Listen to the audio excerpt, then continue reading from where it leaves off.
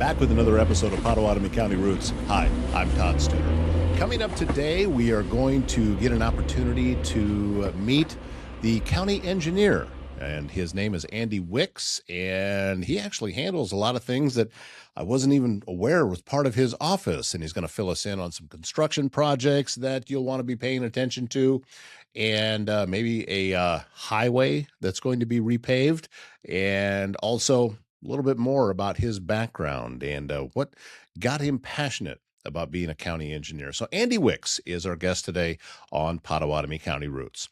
Here on Pottawattamie County Roots, we explore the places that make our region home and the people who keep them connected. That is why we are proud to feature Marnie Elkhorn Communications, your local communications provider. They serve Marnie, Elkhorn, Walnut, Avoca, and other Southwest Iowa towns as well. High-speed fiber internet, reliable phone service, and TV options built for rural living. With real local support and unlimited data plans, you get speeds up to 1 gig to work, stream, and stay in touch with family and neighbors. Visit metc.net to learn more. Finding the right care for a loved one can feel overwhelming. Assisted Living Locators is here to help. Jean Bonker brings more than 30 years of experience serving families and has personally navigated the challenges of elder care.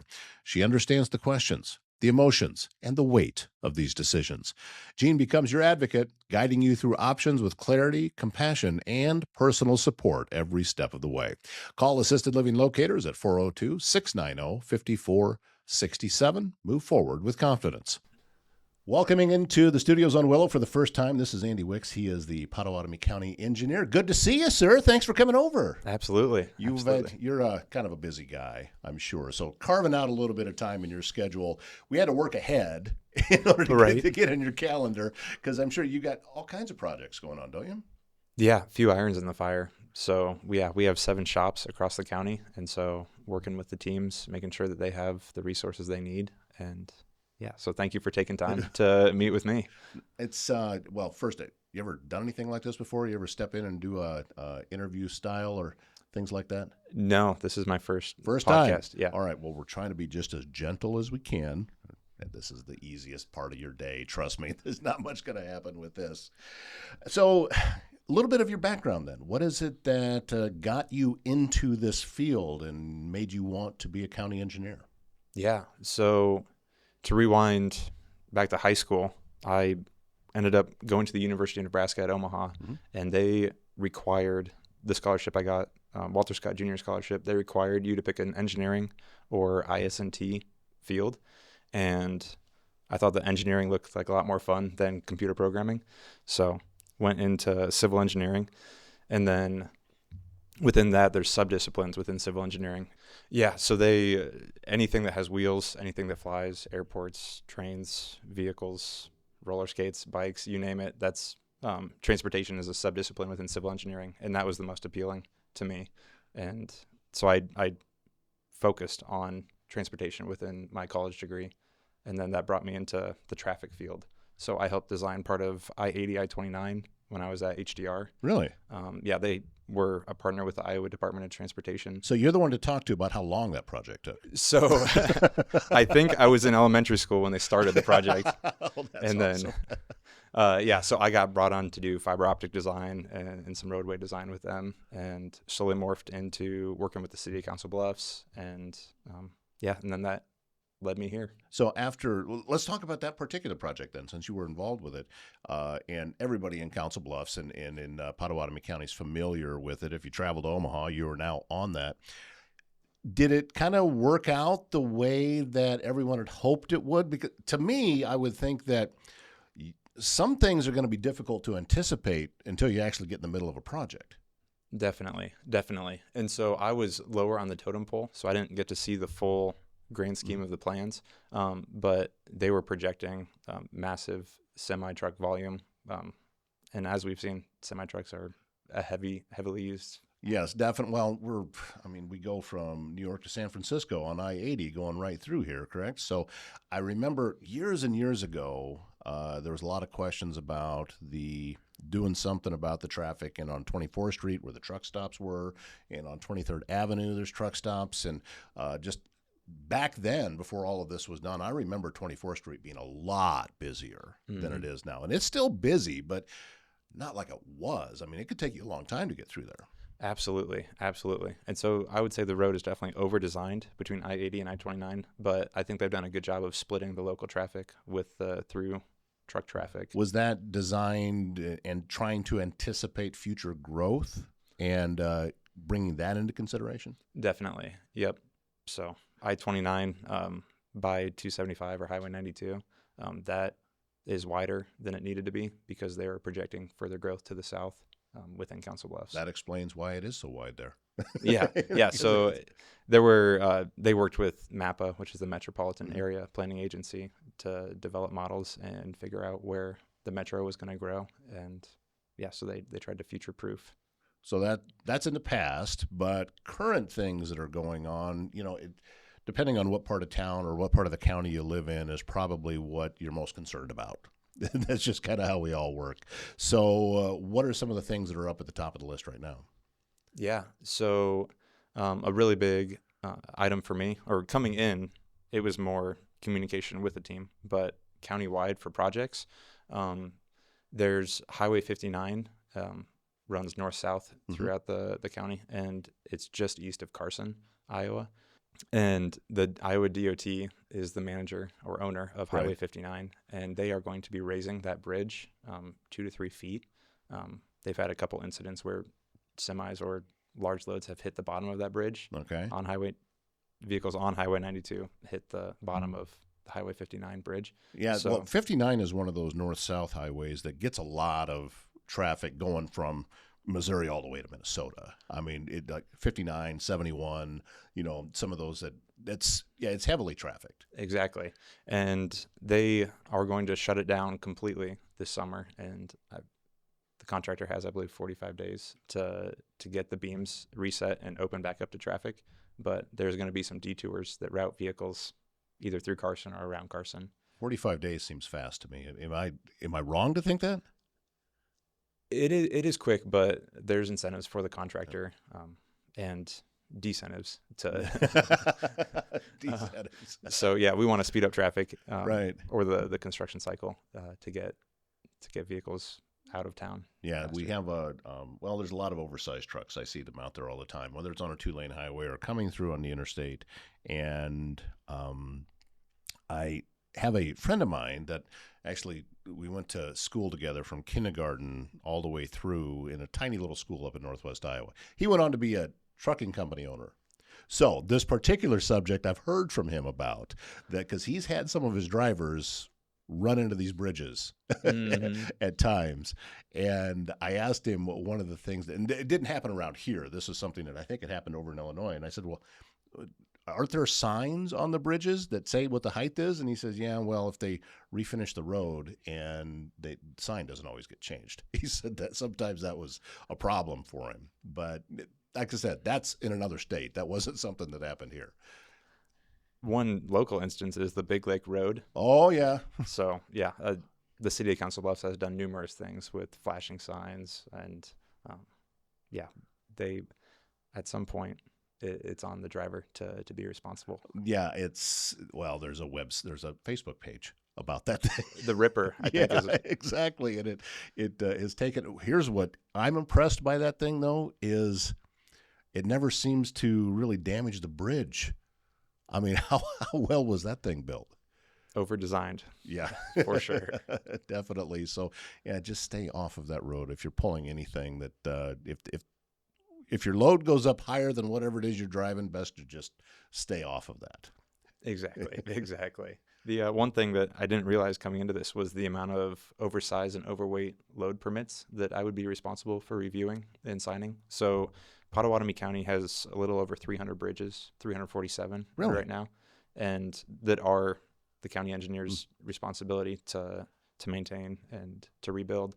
So each one of those bridges has a load rating, and semi-trucks can run 80,000, 90,000 pounds, and anything over that needs an overweight permit.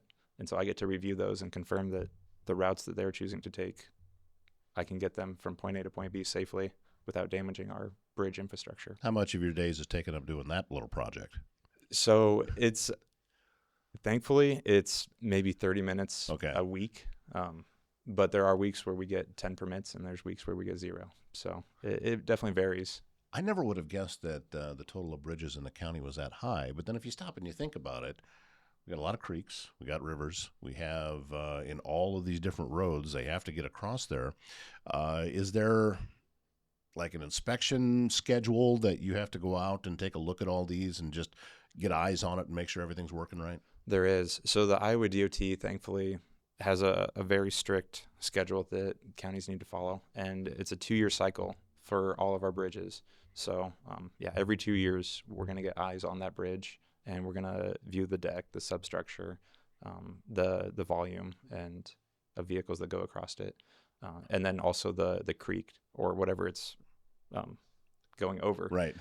To verify that creek hasn't changed or that the railroad tracks underneath haven't changed. So we're currently working with a consultant, and we just got a contract signed with them, HGM and Associates. And so, they have a really good bridge inspection team that we're going to work with. Is it difficult to see if there's a problem? Obviously, some things are going to jump right out at you, but some things have to be hidden that it kind of is not going to be right out there in front of your eyes. So, thankfully, HGM's team has inspectors that will climb through the grass and the weeds and wear their waders and go in the water and actually verify. And we're looking at some drone technology as well to be able to fly down and look at the substructure without having to be physically present. Yeah, the drones is kind of a game changer for a lot of industries. I hear about them roofers using this thing now to go up and inspect a roof. They don't have to actually put feet up on the shingles anymore. I'm still shocked at the number of bridges that we have. I mean, that has to, with going through that many inspections every year, and plus, these bridges have been around for a while, right? So everything has a life cycle. Correct. Correct. Yeah. And over time, weight restrictions, we have to implement weight restrictions for bridges. And based off of the ratings that these bridges have, we have a maintenance schedule for them. So for wood bridges, we're trying to eliminate all the wood bridges and move over to concrete bridges throughout the county. But sometimes it's as easy as replacing a wooden plank. And so if it's a small maintenance item, we do that. However, the county as a whole has a 5-year program where we program out the next 5 years of projects that we foresee happening. And based off of historical bridge inspection data, we can pretty well decide what bridges need to be replaced in the next 5 years. And there are anomalies that happen. If we have a major rainstorm that creates a washout and impacts one specific bridge, we'll move that up and get that replaced. Is that a common thing that happens?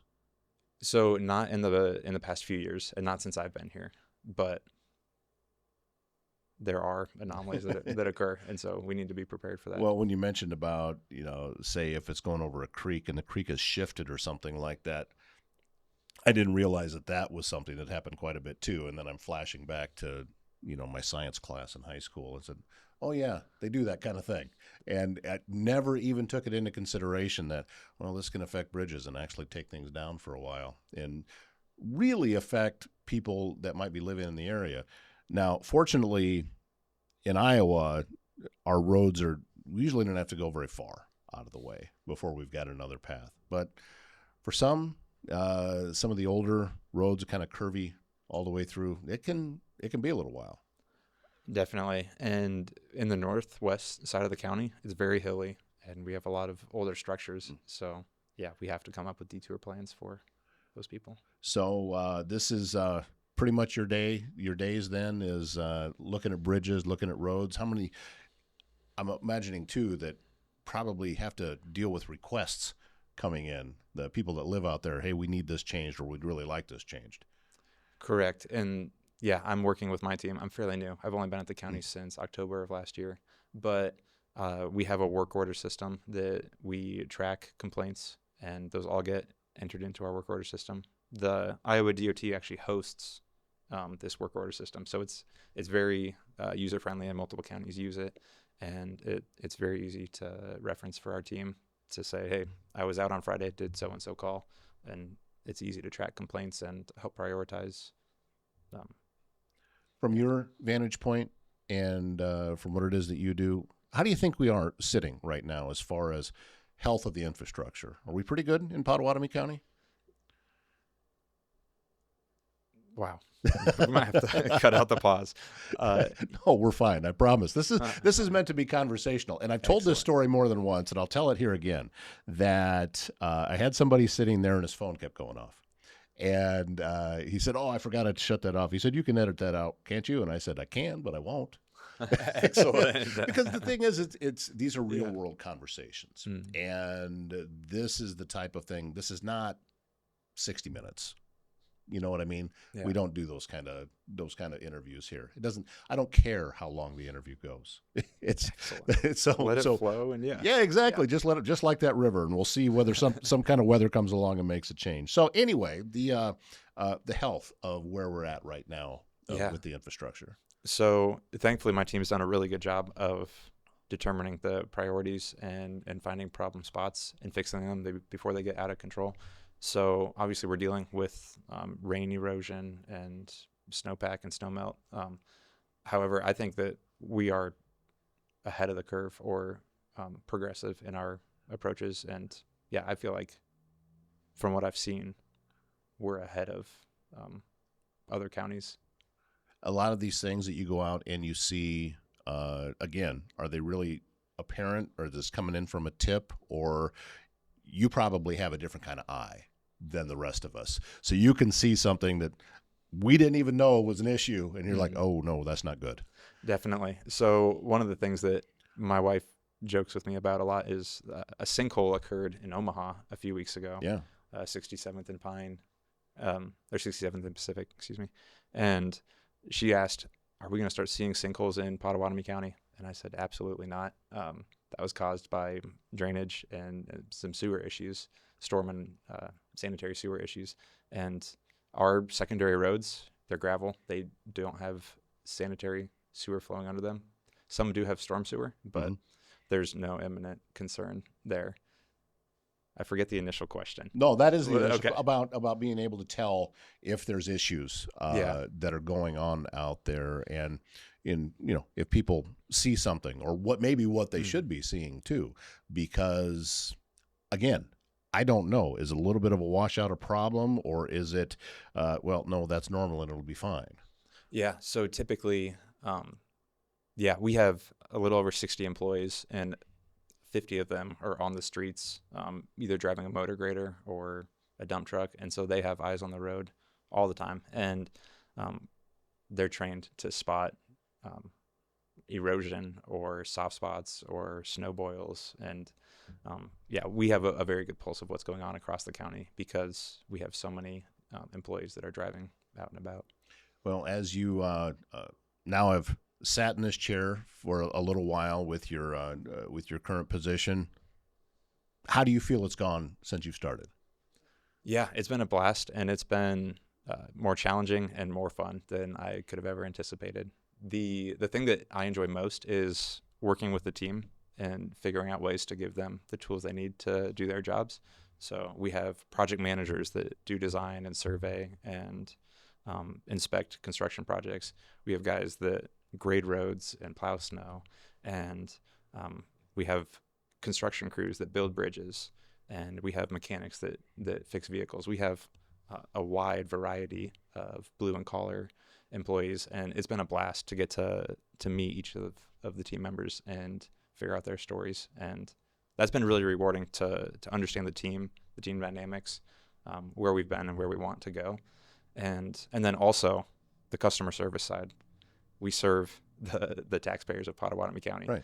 And that's been really rewarding. I don't ever see myself moving outside of civil service. It's incredibly rewarding to be able to impact the communities that I get to serve. When you were in college, is this what the direction you thought you were going? Because here's the thing. A lot of times, listen, I know people with a psychology degree that went into sales. So right. You don't ever really know is this going to be the career, and is this going to be what truly feeds my soul as I get up and go to work every day. So back in college, did you see this level, or is this something you've discovered after getting into the position and realizing it? Yeah, that's a great question. I was only taught in college about the profit side or the consulting side of engineering. It was always you work for a consultant and you work on massive civil or municipal projects, but it was never really stressed that there's a civil side or a municipal side. And so being able to do this type of work, though, this is knowing that you're helping a lot of people. That's, I think, has to be a big part of it, because what you do affects, I don't know of anybody in the county that it doesn't affect.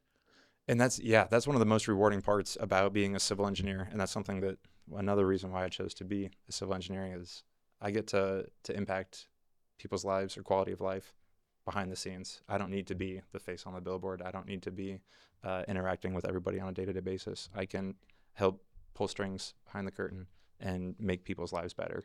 So civil engineers, there's water and wastewater civil engineers. So every time you wash your hands or flush a toilet, a civil engineer is figuring out a way to get that water to a correct place, to get that treated and back into the environment in a safe way. Civil engineers do transportation. Civil engineers work on wetland remediation. Civil engineers do a vast array of different things kind of behind the scenes. And I've always thought that would be rewarding. And in this role, it is absolutely rewarding. Well, but on the flip side, you have one of those thankless jobs that if you have done your job very well, nobody knows. They don't see it because they're just going about their daily lives. They really only see when a problem occurs, and then that jumps out at them. So it's kind of, in a way, a thankless position for a lot of the stuff that you do. I would agree.